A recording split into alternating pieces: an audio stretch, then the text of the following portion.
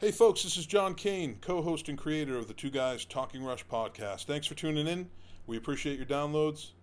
Both Dan and I are still on summer sabbatical, just taking a little break lakeside with a couple of ice-cold Miller High Lifes and our sweaty tank tops and our old man fishing caps, the ones you stick the lures through, listening to the loons and, a little bit of Mystic Rhythms in the background, and it's a good night, I hope you're all doing well and your families are safe.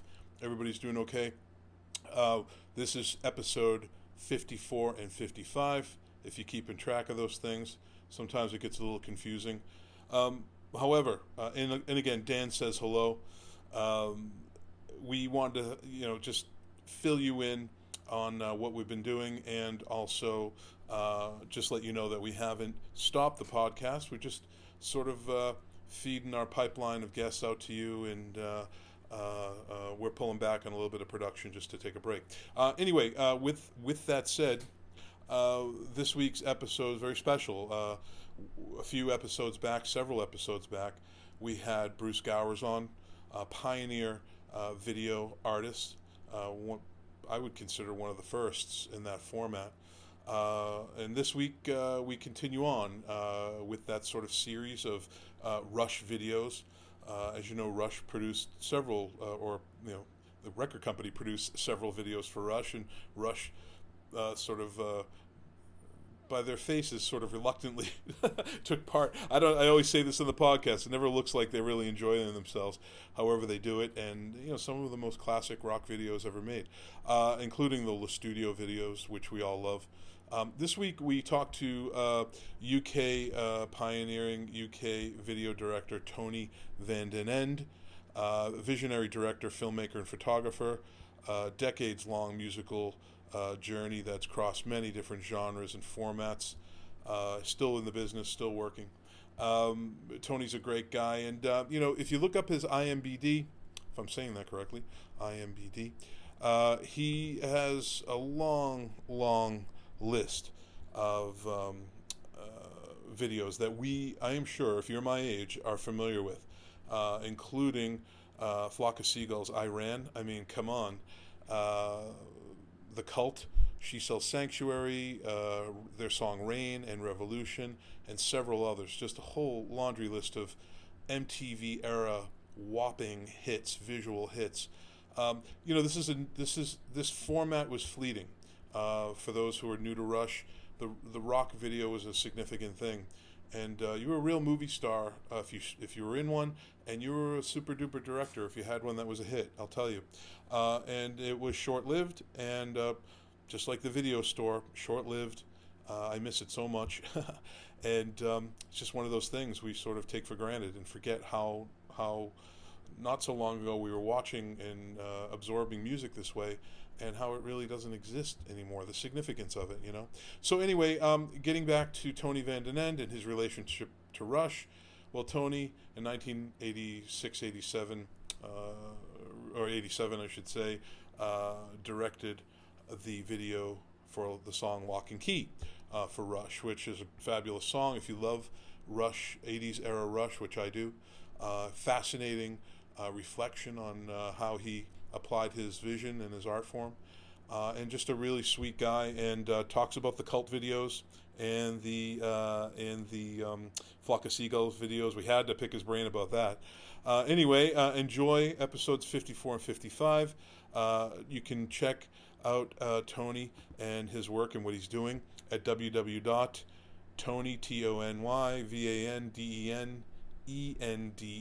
TonyVandenEnde.com. What can I say, folks? You know it, I know it, let the world know it, scream it, whatever you got to do. Rush rules. Yeah!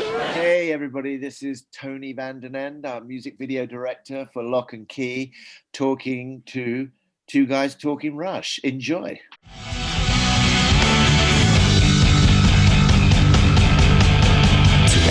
Guys are talking Rush 2 guys are talking Rush 2 guys are talking Rush 2 guys are talking Rush 2 guys.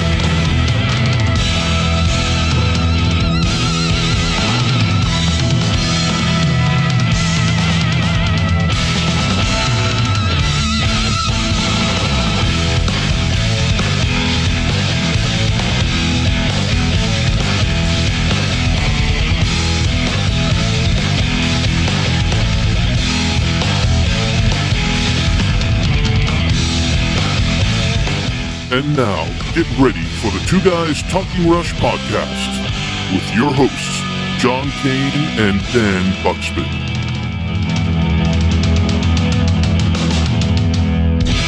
Hi. Hi, Hey. Tony. Yay. Is that John? Yes, John. How are you, man? That is Hey. John. I am Dan. Dan, pleased to meet you. Yeah, good to meet you too. Thanks for coming on. Yeah, my pleasure. So are you both in New York? I'm in New York. John is in New Hampshire.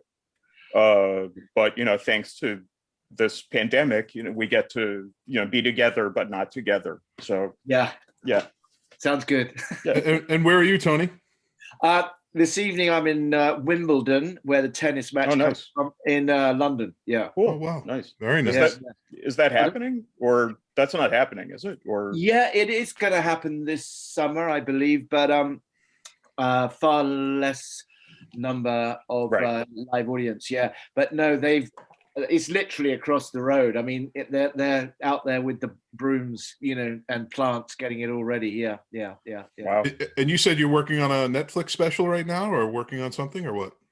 Yeah, but I'm not directing, unfortunately. I'm just working in the art department on Bridgerton 2, which is entitled Waterloo. I don't know. Are you aware of Bridgerton? Yes, I think my wife watches that. She watches the hell out of it. Yeah. It's a kind of romantic drama. Is that romantic fiction? Yeah, but it's fun. We were at Hampton Court today, but I'm writing scripts and I also have a lot of friends in the movie industry, so I kind of get hired to go on things. But it's good. It's like being at film school, in a way. That's so cool. Yeah. Can I ask you, how do you say your last name? How do you properly pronounce your last name? I still have a problem. It's Van Den Ende, Van Den Ende, Van Den Ende, Van Den Ende. Yeah. Okay. Hey, by the way, is this when this is all over and you edit? Is this going to go out with the visuals, or is it going to go out just audio only? It's going to go both. We have a YouTube channel for those who want to kind of check us out, and then it'll go to podcasts, and the podcast gets a greater response. There's more activity through the podcast, and significantly greater, I would say. Yeah. What kind of numbers? Let's see. Well, this episode's being pre-recorded, and we have a pipeline of interviews in the that are in the pipeline now.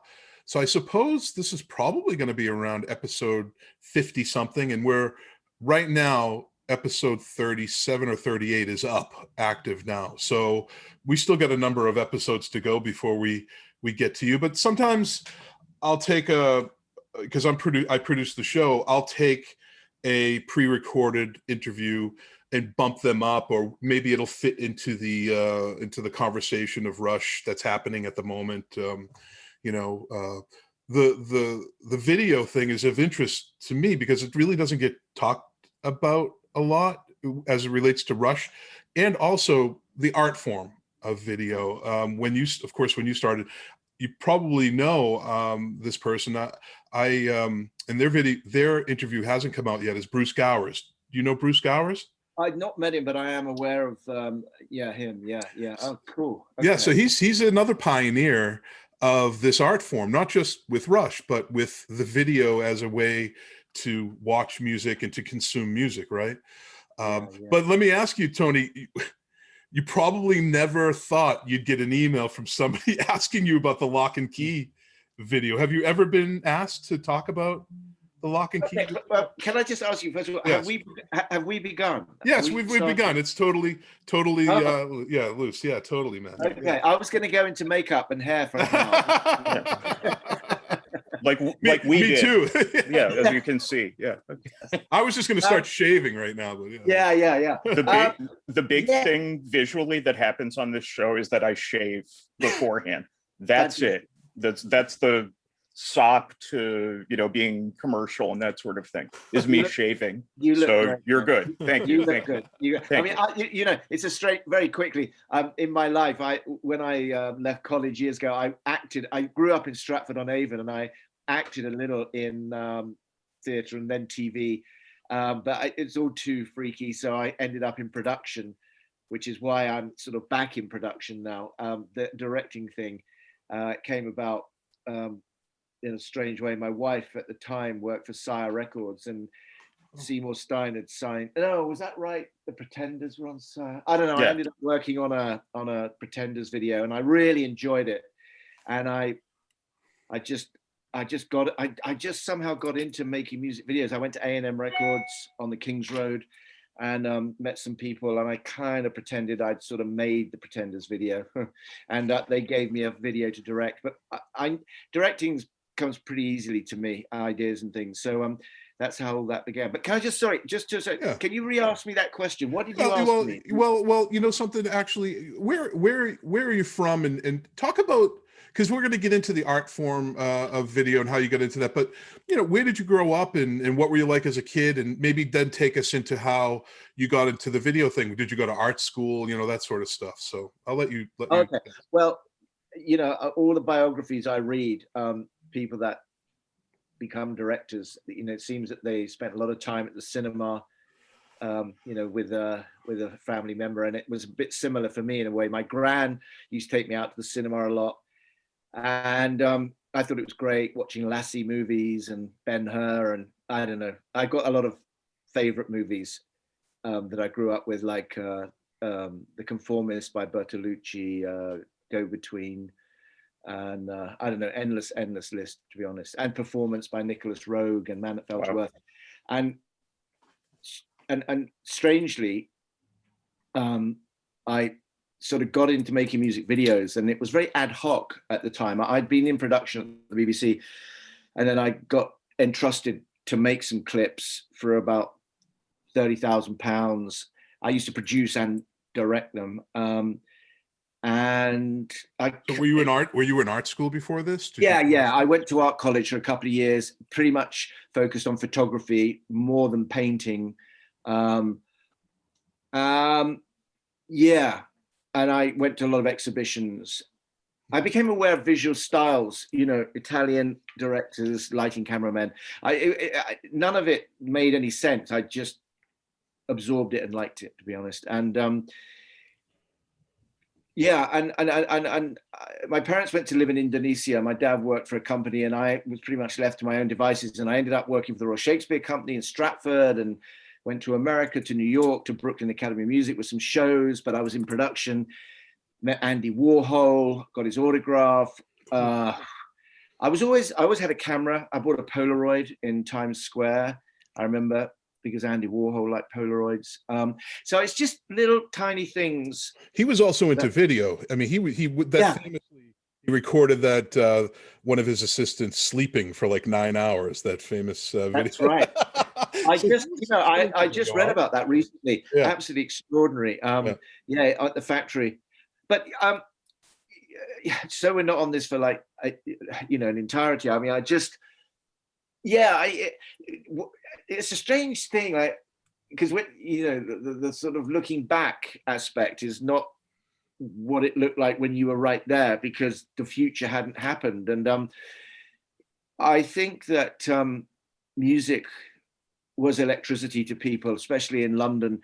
There was a lot of the punk thing kicked in big, and shows were wicked. And my wife, as I say, worked for Sire. We went to endless shows. You know, I remember going on the tour bus with the Ramones, Talking Heads, but I was still working at the BBC, just in production on drama. But it's a bit arrogant, really. I used to think a lot of directors I worked with, I just felt they made it up as they went along. And so when I got an opportunity, the music, I liked the Velvet Underground, I liked Lou Reed, I liked George Harrison, I liked Patti Smith. I met Patti Smith when I came to New York with the RSC at CBGB's. It was hardly known.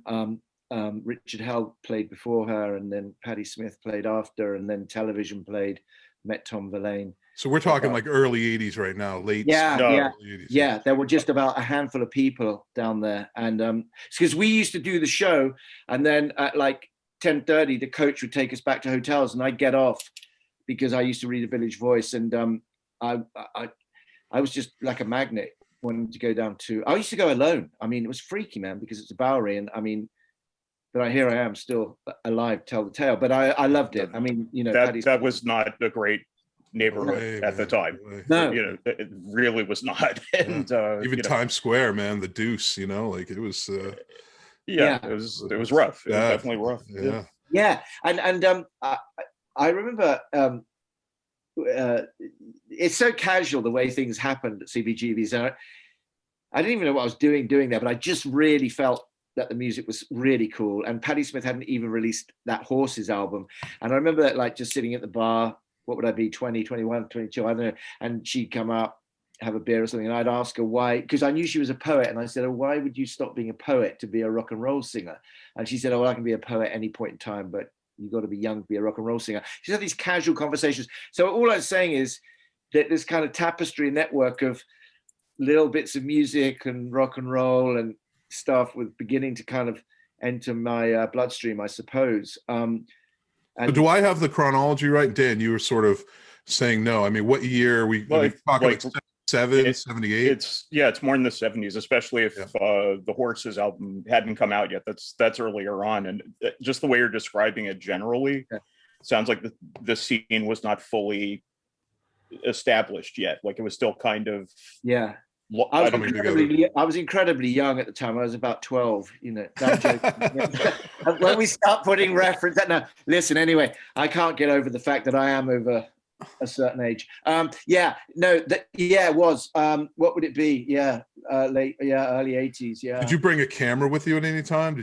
When did you start to say, all right, I need to sort of start to visualize this stuff with the technology? As I say, I bought, we used to get paid weekly on the Royal Shakespeare Company tour, and I bought a Polaroid in Times Square, but the film was really expensive. So I did have a camera. Yeah, not always. I think it just, my mind was my camera. You know, I just, you know, those shows at CBGB's, I mean, don't hold me to this, but it's almost as if Patti Smith, television, the Mumps, Richard Hell, as if they played every night there. I mean, they probably didn't, but it's like my memory. It's a bit like you got off the coach, see you tomorrow, and you go down there, and there would be one of those bands. You know, I know that Blondie played their Ramones, but I didn't see Blondie or the Ramones. I saw Richard Hell, Voidoids. Maybe Blondie a little later. Yeah, the point about it is that,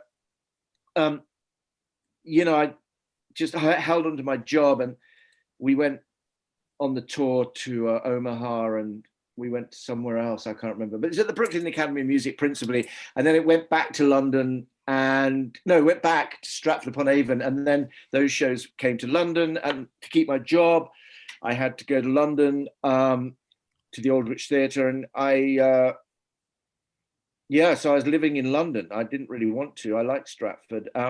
But, you know, life moves on. And my girlfriend at the time, wife, worked for CBS, Michael Jackson era, Jackson 5, Springsteen, and then moved to Sire. Seymour pinched her to go over there. And we just went to loads and loads of shows. And I think it was through that, you know, the music video thing in England, there was this show on a Saturday called the Chart Show, and Top of the Pops, and they featured music videos, and they were always exciting and interesting. And MTV was yet to really kick in, and I got that video. I got a video with a band called 900 on from A&M Records on the King's Road, and then. So was this a conceptual video, or was it just because a lot of the early MTV era, they didn't have enough content, so they relied on a lot of live footage. The concept video, the narrative, the storyboard video really started to develop later. So at that time, were you developing concept ideas early on, or was it just live footage and then you'd show it and they'd lip sync to it or whatever? Yeah, live performance. Early, the first one that I can record, it was a bit of a blend. I mean, there was sort of imagery that tied in with lyrics, and it was sort of anchored down with the performance. I got really good at filming performance, actually. Being a bit of a frustrated guitar player, I really like to get right in, and you know,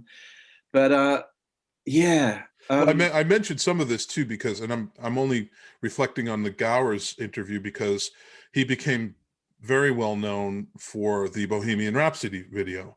And I believe that might have been Top of the Pops or something, but they couldn't perform Bohemian Rhapsody live. Obviously, it was a studio song.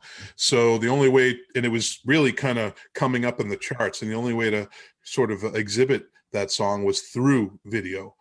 So it was sort of by way of it being only a studio song, the video was the only vehicle for it to get shown. And he told me he made that video for $3,500, and it was just a lot of effects. It was very low budget.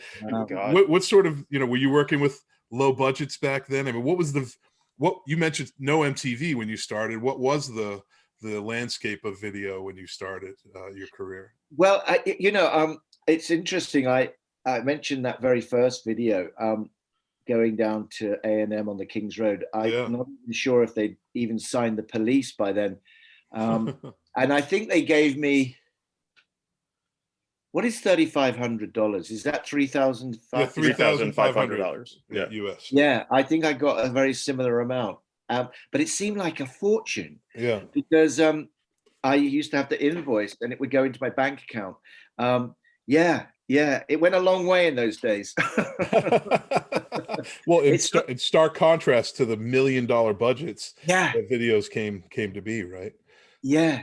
Well, I did a video with Joe Cocker when Roger Davis was managing Joe with Ray Neapolitan, and we had Catherine Deneuve as Joe's girlfriend. And that video was almost like 800 grand. I mean, wow. Because Catherine demanded so much money. I mean, yeah, they really did go up in price, didn't they? Extraordinarily. It was almost overnight too, because the earlier videos they're pretty like low budget. Let's get this shot.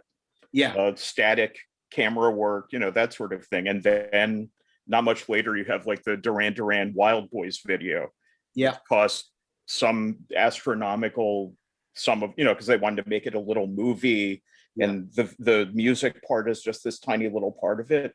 And I think that was like 1984. So we're talking about a matter of just a couple of years. Yeah. It goes from this almost sort of more guerrilla terrorist effort to just go make the video to this thing where suddenly there's millions of dollars involved. Yeah. You're absolutely right. I remember I shot a video for Simply Red for Holding Back the Years. Right. Yes. And Steve Barron, in the same month, I think, had made a video with Michael Jackson on the pavement, with the pavement lighting up. What was that? Billie video? Jean. Billie Jean. Yes. Yeah. And I remember he got like twice the amount of money I did for the Simply Red video for Holding Back the Years. I mean, and I remember the Holding Back the Years was 100 grand. Also maybe like 140 US. I remember being able to buy a Porsche afterwards. Well, a second-hand one, Nice. Yeah, listen. I make no excuse. I mean, no, this is great. Okay, but yeah. Listen, no, this is. I mean, you were part of a movement in our a movement of art in music that probably will never repeat itself again. We see these trends in technology. Now technology drives, in particular, popular music, and the video, and Dan and I lived through it. We were your demographic in a lot of ways. I mean, our age group. This is when we grew up in the 1980s, and we are the child of MTV and the video. We are the video generation, Dan. You and I suspect. Well, like those cult videos that you did. I was in high school. They were one of my favorite bands, Beautiful. and it was exactly timed right for that moment for me. I watched those. I watched those videos so much, man. I mean, like, those are beautiful videos, So thank you for that. I mean, you really left an imprint and a mark on this era of music. So it's so great. I was really thrilled to.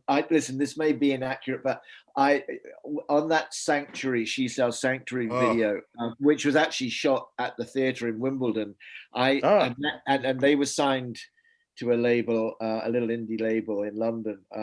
Beggars Banquet, right? And it was not a lot of money, but Ian and Billy were really nice guys, and we ended up thinking we're just going to make a killer performance video. But the thing I liked was I think I read that Johnny Depp based Captain Jack Sparrow on Ian's look, which was a really dreadful look. I mean, it was the cheapest wardrobe. But hey, thanks, Johnny. Yeah, right. I'll do the next Pirates video, man. Well, I'm looking at your IMDb here, and it begins in 1982 with videos with Kim Wilde, and then Smith, and then gigs and life and bit by bit, I got out of having to keep going back into production work because I got 2 videos back to back, and I kind of got fired from the BBC because I kept kind of going and asking to leave, and they got fed up with me. So I went alone on the freelance world, freelance track, and MTV began. And I got asked to do a video with the Flock of Seagulls, and I'm really I shouldn't say that because they're nice guys, but you know those Flock of Seagulls videos, and I remember we shot one in. Did we shoot one in New York? Yeah, we shot one on top of the rooftop of Danceteria, and we shot a couple of others in London. But those were huge videos. I think that was the beginnings of MTV. MTV was so cool, wasn't it? It was cool, man. Yeah. And the Flock of Seagulls video is a legendary video. I love it. Yeah. I was watching it last night. And do you mind if we pop in and just take a look at the video? And maybe you could talk about what you remember. Do you mind if I share my screen? Do I talk while you're watching it? Yeah, totally. Talk as you wish. And I'm gonna share the video here. So bear with me one moment. Wow. Okay. And those Flock of Seagulls videos were also instrumental to my growing up. You know, I know a lot of people when they look back on their career have feelings about it that are complicated, but for me, on the other end of it, I enjoyed it. So can you guys see my screen here? Yes. Okay, good. All right, let's roll. So let me get past this terrible ad here. Ugh. And we're gonna run the Flock of Seagulls. How many is it saying it's had? I was going to say that you've had 105 million views, man. I mean, that is impressive. Yeah, there we go. I need a royalty of 1 cent. Oh, here we go. Okay. So, what are they rotating on here, Tony? I'm trying to. No, they're not rotating. The background's rotating. Wow. Okay. Yeah. What this is somebody told me about this stuff called Miraflex, and you could attach it to frames, and with a hairdryer, it made it taut, and it looked really, it looked really cool and hip at the time, and oh my gosh. Those girls. Yeah, it looked pretty cool, and oh wow, I don't know how we came up with this idea. I think it was just again an idea of anchoring a music video around the performance, and we needed something a little futuristic, a little strange, a world that would excite the kids at home when they watched it. And I mean, listen, if you put these guys in a blank room, they're going to look futuristic. I mean, they look futuristic, right? Yeah. I think also, I tell you, sorry to interrupt. I just suddenly had I think I've been accused of ripping off the Brian Eno and Robert Fripp album sleeve for an album they did, which I can't remember the title of right now. No Pussyfooting? Yes, that's it. And the thing is, I don't think I did it consciously, but I definitely had that album, and it's where they're reproduced many times, you know, prismatically, mirror, mirror, mirror. So when you record a video like this, you know, in an elementary explanation, they're obviously lip syncing. Do you have a radio playing in the background? Do you have something playing so they can mime the song, or how do you do that? The playback thing is quite important. In those days, it would be done from a Nagra, which was a tape machine that had a crystal sync with the camera, and we'd always have really powerful loudspeakers, almost like deafening concert level. So every time, you know, we ran a take, either coming in on a verse or a chorus or from the top. The playback guy. What kind of budget you working with on this, Tony? This Oh, maybe £20,000, like Wow. 25 US. Yeah. With 100 million views, 20,000 pounds, man. Yeah, I mean, it Think of seems that. like a lot of money for quite a simple video, but you know, these things, lighting, studios, Yeah. you build it, take it down, Yeah. Lunch, afternoon tea, makeup, hair, and fees. Yeah, it all gets spent. It's a lot less money than it sounds like. Yeah. It just evaporates. There's a lot you just take off the top that you have to have that I don't think a lot of people are aware of, because you don't see all the guys, you don't see everyone else. You just see these guys. And camera gear, renting camera gear in those days, it was film 16mm camera gear and lenses. It was all, they were really expensive things. I mean, God, they're so cute. I love it. Yeah, they are. And what was I going to say about this? I think they're so brave to act, like to sort of interact with the girls, the alien women. Yeah, it's cool, man. Well, and, what's really great is the tech. This is an era where things are changing from the 1970s. Yeah, things are starting to get much more polished. The sound is changing. Yeah. It's a lot more synth-driven pop music, and people are sort of looking to the future. We're sort of grabbing onto the technology of the future, right? So yeah, and the video itself, the art form of the video, is a representation of that. In my view, it's like, oh, now we're consuming. Again, I said this before. We're consuming music in a different way, and how.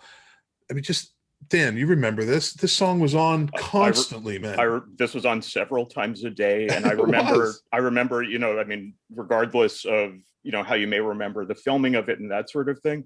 To me, as a young person watching it, I was like, this is being beamed in from outer space.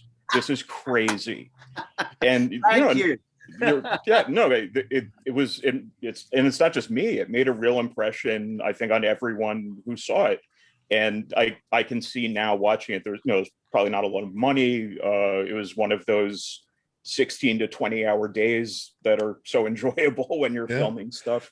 But also, Dan, it went a long way. Yeah, it did. And also, as it relates to Rush at the time, Rush had changed from that 70s sort of big rock and roll to a more synth keyboard driven sound. And you, Tony, your art form, your presentation, your sort of way of your vision sort of fits into that in a nice way. Tony, do you think, we're not going to watch all your videos, obviously. Can we take a look at your cult video here? She Sells Sanctuary. John, yes. Just before we go, I love that thing, beamed in from outer space. That made me happy. It was total crazy. With my anxious anxiety of coronavirus. No, that's so cool. Because, I used to feel that if you watch Top of the Pops, they'd be in the studio, but suddenly a band couldn't make it, so they'd show the video, and just like, wow, it would just be really like out there. And it would just like when David Bowie kissed Mick Ronson live on television. Right. Yeah. I was going to ask you, you two guys talking about Rush, when you hear that Flock of Seagulls video, I Ran, do you, just a curious, friendly question, do you hear any Rush in that? Not a no. No.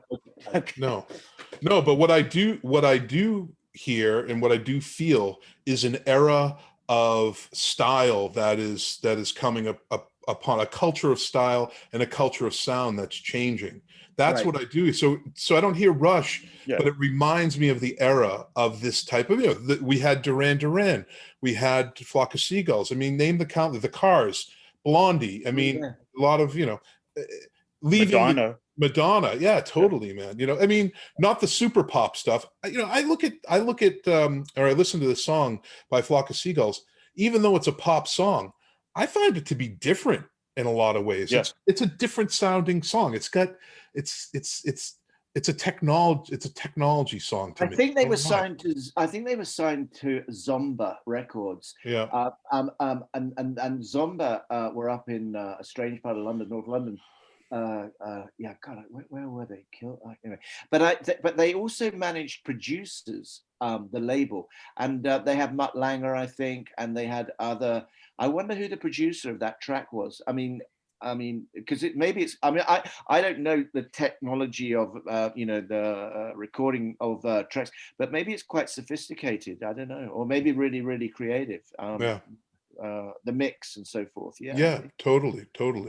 But again, keep going back to this era of video making. It was a tipping point. I mean, no longer are the days where we watch it. Back in the 70s, if there was a music video, it'd be like Foghat Live, and that would be the cut of the song. You know what I mean? It would that would be it. It was like, now things are getting much more polished. People are looking prettier. And based on that, that's driving sales. How bands look, their style, and then even then, the video mattered. I don't know if the video matters as much now, but then the video. Remember, Dan? Did you see the new Ozzy video? Totally. Did you see the new Rush video? You get excited for it. The video premiere, right? Yeah, and it's important to add also that I'm the father of an almost 14-year-old who doesn't watch videos at all. So I mean, I don't want to say like the form doesn't exist anymore, but it's absolutely not what it was when I was his age. That's for sure. No. I gotta say, the only one that's making videos that are of interest to me is Weird Al Yankovic. He's brilliant. I mean, he's just funny, and it's comedy, so I get really excited about his videos. He has also outlived every single person he's made fun of. He has had a longer career than any of them. Is he still doing that? Yes. Oh, to this day. God. He had a number one album. His last album hit number one on Billboard. Yeah, it's whoa. I know. I must say, harking back to what you just said about watching and the era. I remember.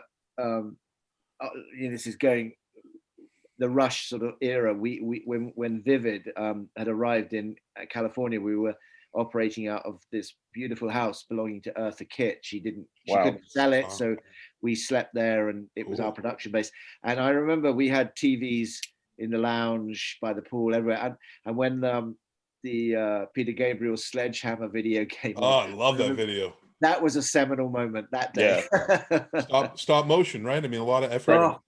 Even that video still holds up. I love that song. It really does, man. Yeah. Yeah, but if you had the day before when you've never seen it, and you were just happy thinking, "Oh, I'm making videos like this," like with like say Steve Earle or I don't know anybody, and then suddenly MTV put that one on, you just go, "Oh my God,"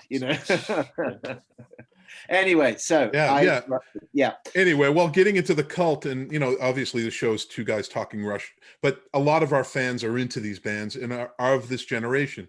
So what we're talking about is definitely within the context of the conversation. So the history of the music video as it relates to Rush. These are important stories to be told. The making of specific videos, because it leads to a path. It lays a foundation for what's to come. And the cult videos, and I know any of our fans of this podcast, that they're cult fans. I mean, the Cult were just they evolved into a mammoth rock and roll band. And in the beginning, they were sort of gothic sounding. They had a romantic sound to them. Would you say, Dan? Oh yeah, they were totally goth. And I remember as like even before they went like rock, I had goth friends who were like absolutely just devastated that they would make even like the slightest rock move whatsoever, and they'd be like, they sold out, they used to be good. And this is even before I would say they really, really changed. But they changed their name at one point, and I think they've lost a lot of people when they did that. But they gained a lot more at the same time. So right. All right, I'll roll. Go ahead. The goth thing. After the Cult, well, in between the Cult, I ended up working with that band, The Mission, which I think America called The Mish UK or something, with Wayne and Wayne Hussey and the guys. And I remember, oh my gosh, we shot in Los Angeles, we shot in the desert, it was just kind of like a cool little time then. Some great, So Tony, when you were commissioned to, and you're getting known, I imagine, by the time the Cult video comes on, you get asked to do the Cult video or work with the Cult. Do you consult with the band as to what they want visually, or are you saying, or are they relying on you to take control of the vision of the video? How do you prepare? Do you have storyboards, or do you just go into it blind? Do you have a general idea? Well, God, thinking off the top of my head. So say with this cult video, I would be sent the track, and there might be a brief. You could kind of come up with an idea off brief, or you just follow their brief. And for the love of me, I can't remember what would have been discussed about this. Sure. Because it's essentially, and obviously a performance video, it just, once those little curtains open, I mean, it lets rip.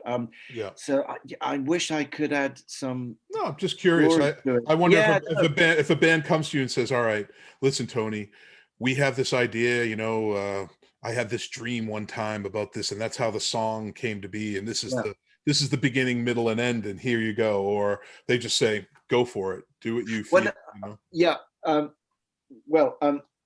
Or is the label calling all the shots? Yeah, that's another one. Yeah, I mean,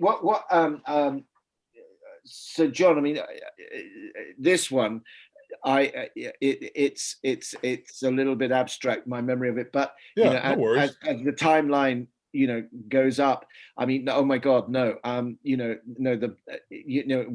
you're in the loop to maybe direct, it would come, the track would arrive.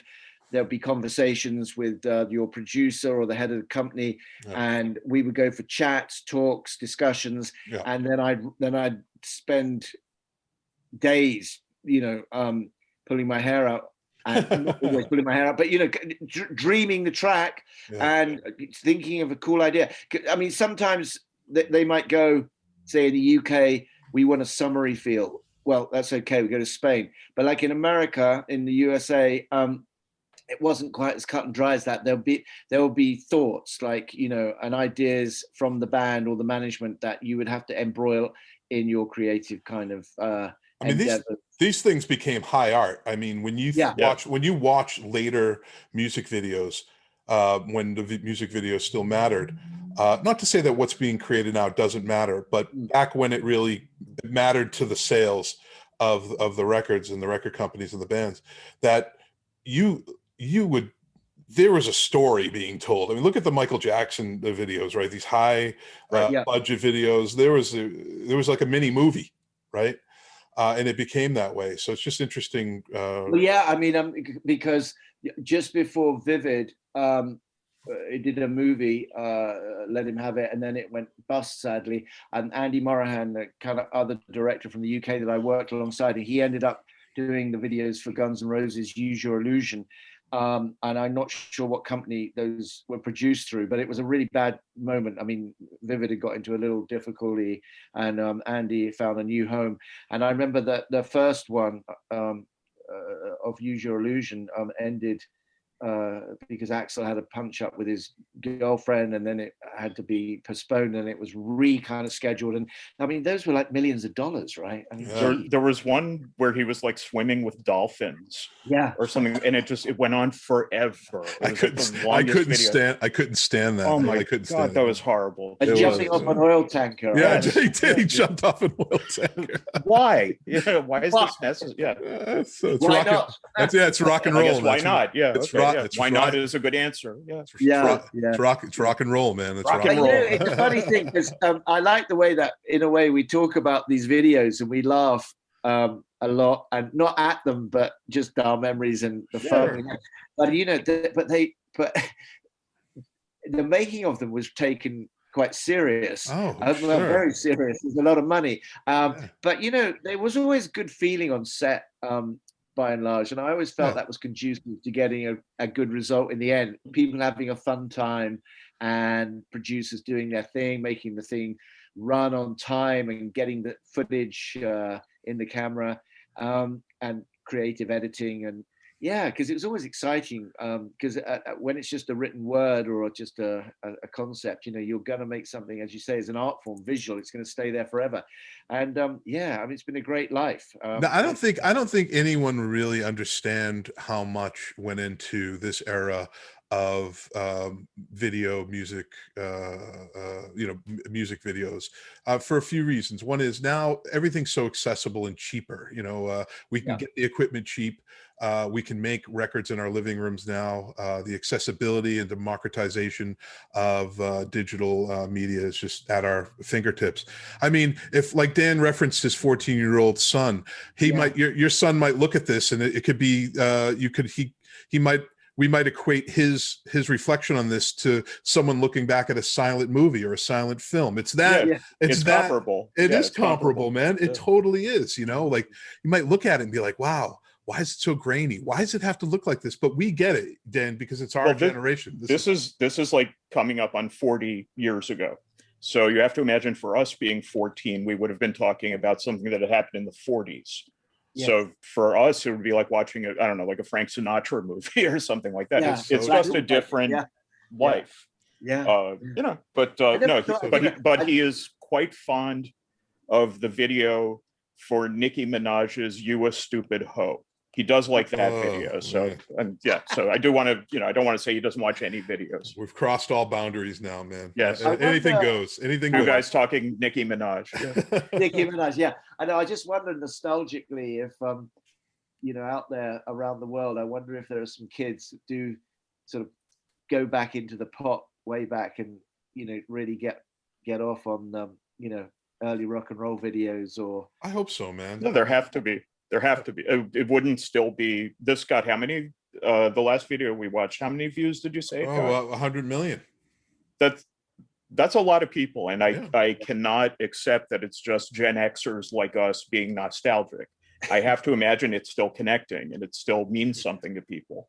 Yeah. Or we wouldn't be talking about it. Or it's the same Gen Xers every night, over and over and over, reflecting again. Having a middle age crisis, right? I was young once.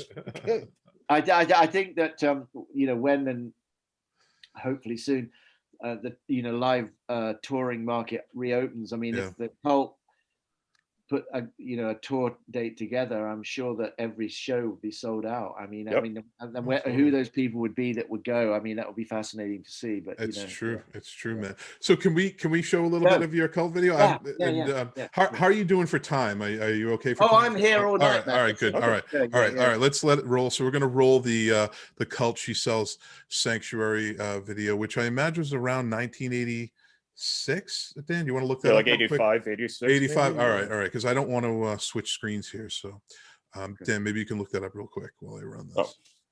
Well, I know the album came out in 85. Yeah. Because I bought it in 85. This is a great shot right here. Oh yeah. Oh my God. Yeah. Ian Asbury, man, just a great lead singer, man. Great front man. Now is he Ian Canadian or is he British? He's British. Oh, he's British. All right. Great song. Yeah. So talented. Wicked.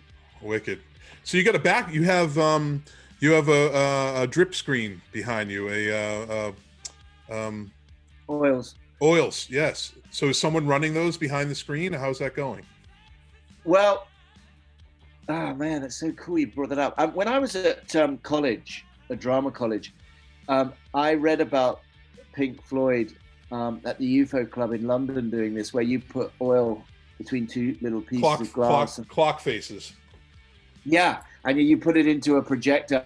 So I think the idea, mind you, the resolution of it, I wish it was richer. But essentially they're just oils on in a projector on glass, bubbling away.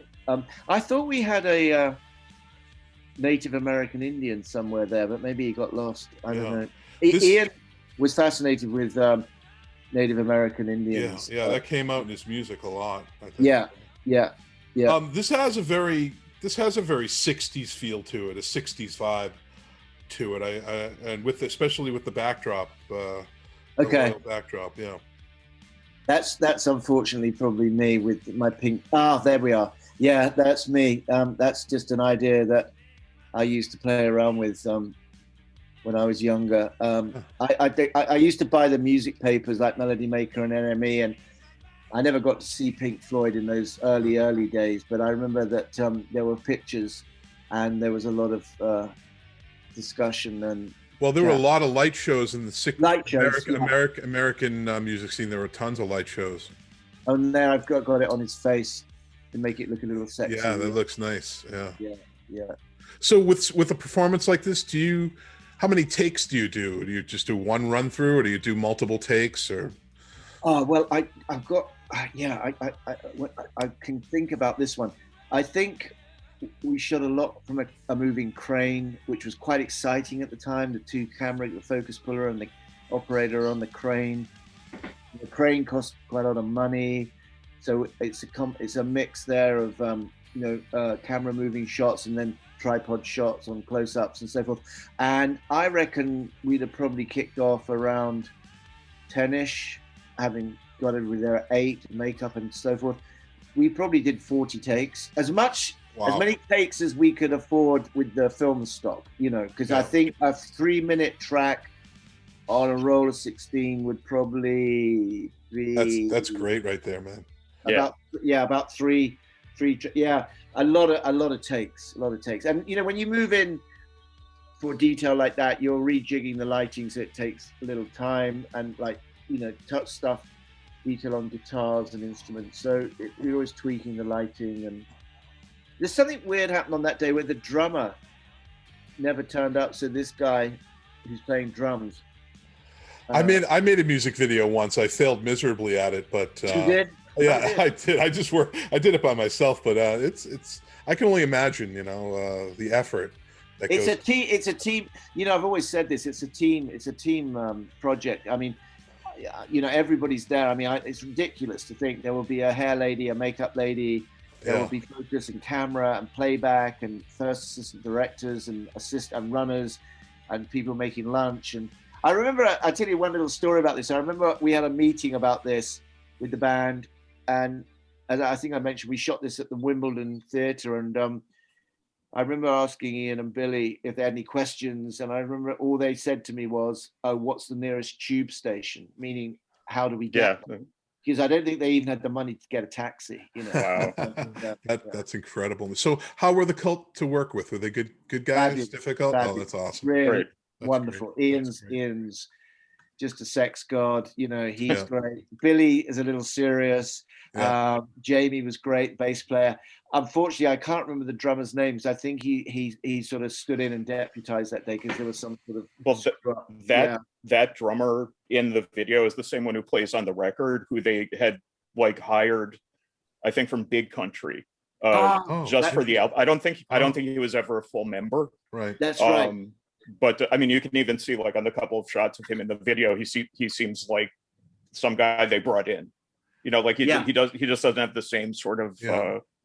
I think I've always heard that about the Cult. They've had different bass players, different drummers. It's always just been. I think it's like a Spinal Tap situation with the drummers, where they've had 50. I think he got up in the morning and took the phone call and had to sort of get there real fast. I think something happened. Yeah. Oh, So looking at your IMDb, we were bouncing around a little bit, but that Flock of Seagulls video was in 1982. By 1985. We just watched the She Sells Sanctuary video. You talked and referenced Simply Red, which is that same year. In 1985, you do 1, 2, 3, 4, 5, 6, 7 videos in 1 year. That's quite a bit, isn't it? Yeah, probably. There's probably a lot missing as well. I'm sure there is. I think it was getting really busy. Yeah, definitely more one a month, if not a couple of months. Yeah. Because there was a Cult video that wasn't in the IMDb, so I don't know how that gets updated, but I did see that. So go ahead. Sorry, I off that. What was the title of that album? Love. Yeah.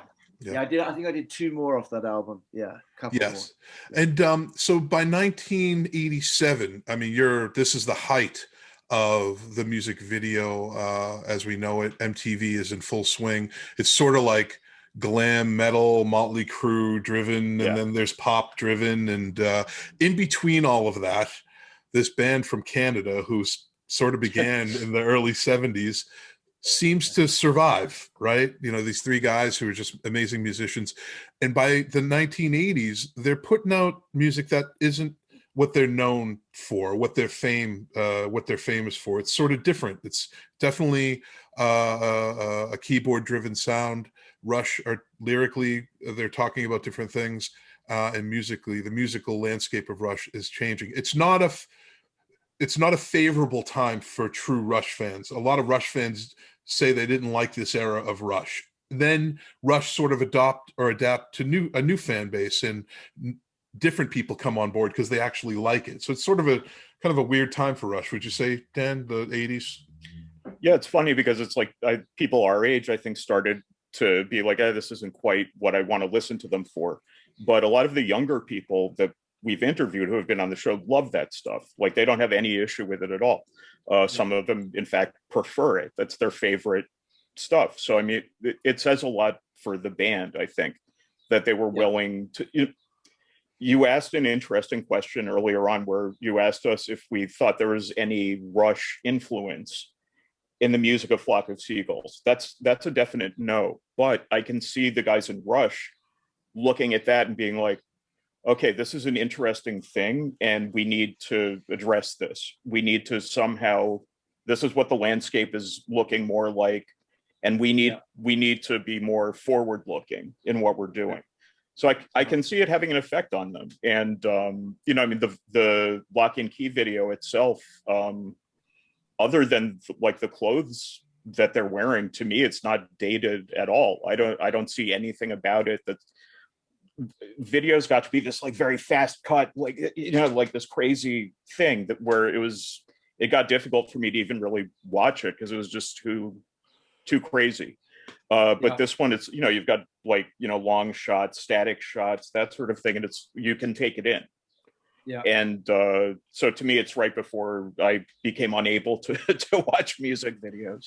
Tony, when we opened up this conversation, when you first came on, I asked you probably were blown out of your seat when you got an email about somebody asking you about the lock. Out of all the videos you've done, that you get this one email from somebody saying, "Hey, Tony, can I talk to you about your Lock and Key video?" And I always wonder what the other person is thinking when they're reading the emails. They must think, "Oh, what a whack job." But to put this into a greater frame of context here, by this time you're rocking and rolling. I mean, you've done a lot. You probably, and I would be fair to say, you're very well known in the industry. Are you just cashing checks and making videos? I mean, what are you doing? MTV is they calling you on the phone saying, "Hey, Tony, we need another video for this"? What's life like for you in 1987 by the time the Rush video comes on or comes into your radar?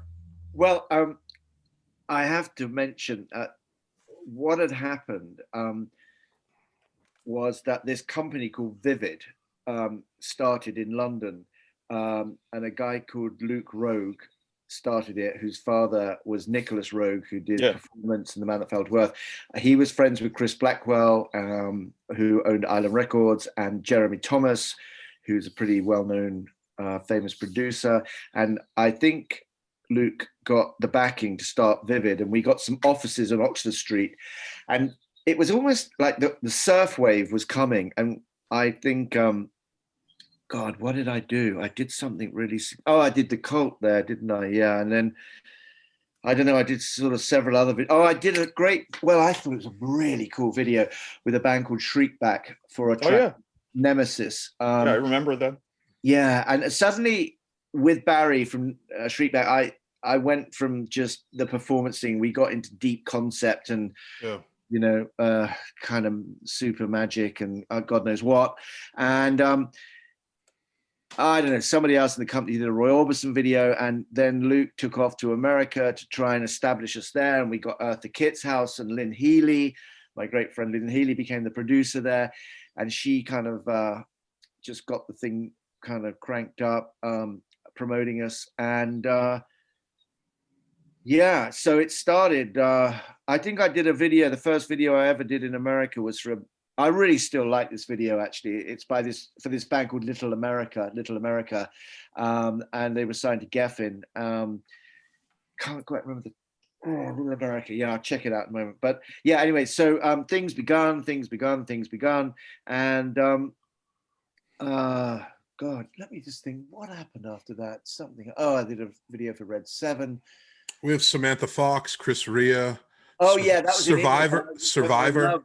My love now was to try and be in America, and you know, and as I say, we operated out of this wonderful house on La Colina, just off of Sunset, a house belonging to Eartha Kitt, and we had meetings there and swimming pool parties. It was all really cool, and yeah, things Sounds good to me. Yeah, it was good. It was good. Every meeting was a lunch. Every meeting was a dinner or something. And we had a really great ally and a guy called Larry Stessel, who was operating out of Sony Columbia at the time. So I did a video for Survivor. Yes, I see that. I did other videos for that label. Oh yeah, God, what are they called? That crazy, wonderful band from LA, punk band. My mind. Okay, come back to that. So yeah, it just seemed to just so had you heard of it just went along, you know. I mean, like every day you walk into the office, there will be some phone call from someone, and you know, and then one day there was a phone call about you know, scripting and coming up with ideas for Rush, and it was really strange, to be honest with you, because I hadn't really been aware of Rush. I hadn't really ever bought a Rush album. I'd probably seen them on MTV. I was aware it was a 3-piece, and they were, in my mind, like progressive rock. And I think something had clicked that I seemed to be in on it. What kind of music did you like? I don't think I've asked you that. I like the Velvet Underground. I like Lou Reed. I like, you know, all the things that you should like. Well, I think so. You know, like Dylan, and Springsteen. And my favorite band always is the Rolling Stones. I don't like them individually, but I love them as a band. Yeah, me too. Seen them loads, and oh god. So I sorry, it was bugging me. That band, that was a significant. Social Distortion. I did. That's right. You did Social Distortion. Yes, I see that. Yeah, but I'm not sure how the timeline of that would Rush. That's 1990, a Ball and Chain, right? I see Ball and Chain. Oh, okay, yeah, because Rush is 1987, 87. Oh, okay, so that's earlier. Yeah. Yeah, I mean, so are we now? Should we talk about Rush now? Yeah, that would. No, absolutely not. We will not discuss that. So, two guys talking Survivor. Actually, we're going to focus. No. Okay. By the way, who massive hits in the 80s? Survivor had massive hits. Survivor had huge hits in the 80s, right? They did. Yes, they did. So rightly so, and no slight to Survivor, but because didn't Survivor have that track, something about the tiger? What was it? Eye of the Tiger. Eye of the Tiger. Yeah. Wow, man! I remember watching that on Top of the Pops. It was huge, and then I eventually ended up in the same room and doing a video with them. That was a thrill, really. Was MTV as dominant in the UK as it was in the US? Do you know? Well, that? You had to have cable to watch it. And I got it, and it was on all the time. I used to leave MTV on 24/7. I mean, you could do that. That you could have a lot of these videos that we're talking about now were just simply the product for me of it was just on all the time, so I would see it all the time. Yeah, because they had interviews and they had great ads and the presenters were cool. I remember once getting a phone call from HBO asking me if I wanted to direct an HBO movie. And I asked him to just pitch it to me a bit, and I just said, look, I think I'll pass because I'm really kind of busy and having fun making music videos. It was a huge regret in my life, to be honest, not to have done a drama, but we were busy in the world of music, and that's what I loved. You know? Well, I mean, again, to have a historical conversation about MTV. I mean, in those early days, and I was talking about Weird Al Yankovic earlier, is that early on, MTV was hungry for content. They didn't have content. They didn't have anything to play, so they were desperate for. And I remember, watching MTV. I didn't have cable yet, but my friends did, and it was probably around 1980. 82, 83, and some of those early Motley Crue videos and Bon Jovi videos and all that jazz. Weird Al and Like a Surgeon and all that stuff. Yes. But my point being is these early because they were on so much and we left it on. You said that. I just left it on. Everybody just left MTV on. I mean, it was just on all the time, right? It was sort of a phenomenon. Wouldn't you agree, Dan? MTV? You could do that. I mean, it was basically the same as leaving the radio on all the time. Just it was the equivalent for us. And I remember like being at people's houses. It would just kind of be on. Some video would come on and we'd be like, oh, this sucks. So we'd go back to talking. And then the next video would come and be like, oh, that's cool. And we go back to talking. You know, and that was just kind of the job that it had in our lives. It was kind of wallpaper in a way. Not to say, you know, and I don't mean to diminish its value in any way as an art form, but the way a lot of people received it, especially American teenagers, which is what I was it was just this fixture in our lives. We didn't really question it. We didn't really think about it. It was just, that's what you do. You would just go over to someone's house and there it was. Yeah. And that's what you did that day. What was it called? When it, because at one point it seemed like it was really rock rather sort of biased, but what was that thing on Saturday nights? Headbangers Ball. Yeah. Headbangers Ball. Yeah. Don't even have to finish the question. We know exactly what you're talking about. Yeah. They had a tour. I went on that. I went and saw the tour. That was great. Oh, I love that so much. Yeah. I molded my weekend around Headbangers Ball. You know, that was friends getting together and all that stuff. And I just want to say one thing, guys. It's such a gas having this chat because it's making me remember. I remember, like, say, Headbangers Ball, Saturday night, getting takeaway food, maybe just staying in, maybe inviting a girl over. I don't know. But if I had a couple of videos during that show, the thrill. Sure. Oh my God. Fuck. I mean, it's like I was in the band. Do you know what I mean? Sorry, I didn't mean to swear that. Sorry. No, it's all right. No, but it was just incredible because like suddenly they'd be talking and then they just play something that you directed. It's a bit like, wow, I'm in Hollywood. Well, I think for a lot of musicians, it's you hear that cliche all the time of like, I was driving down Sunset Boulevard and then our song came on and I nearly had a car accident. You know, that's the cliche story for, and I mean, that sounds basically like what you're talking about, you know, where it probably even takes a second to register when it comes on that like, wait, I did that, you know, like there's that second where it's so surreal. We're talking about guys are talking, brush two guys, two guys are talking, brush two guys are talking, brush two guys, two guys are talking, brush two guys.